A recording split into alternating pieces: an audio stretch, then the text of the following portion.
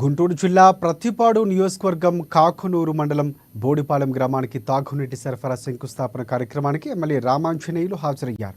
బోడిపాలెం గ్రామంలో తాగునీటి సమస్య ఉన్నందున నేరుగా కెనాల్ నుంచి గ్రామానికి నీరు వచ్చేలా ఏర్పాట్లు చేశామని చెప్పారు.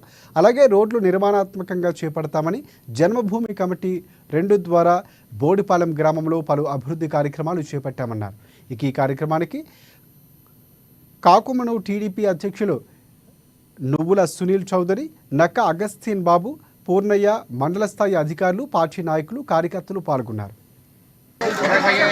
డ్రింకింగ్ వాటర్ ముఖ్యమైనటువంటి సమస్యగా మీరు ఆ రోజు చెప్పారు. దానికి ఈ రోజు 52 లక్షల రూపాయలతో మరి మంచినీళ్ళు కార్యక్రమాన్ని మొట్టమొదట శంకుస్థాపన చేసే ఒక మంచి కార్యక్రమానికి నేను రావడం జరిగింది. అయితే ఈ సమస్యతో పాటు దాదాపుగా 7 సమస్యలు నా దృష్టిలో పెట్టారు. ఒకటి చెరువు నీటి సమస్య. ఇక్కడ సీపేజ్ ఆఫ్ వాటర్ వచ్చి వాసన వస్తుంది. దానికి శాశ్వతమైనటువంటి పరిష్కారం కావాలన్నప్పుడు మొన్న సునీల్ గారు వచ్చినప్పుడు మన చౌదరి గారు తర్వాత అగస్టిన్ వీళ్ళందరూ నాయకులు వచ్చి ఒకటే చెప్పారు, ఇది ఎండోమెంట్ కింద నుంచి మనం కొంత డబ్బులు తీసుకుందామంటే లెటర్ రాశాను. దానికి 59 లక్షల రూపాయలు రీటైనింగ్ వాళ్ళు కూడా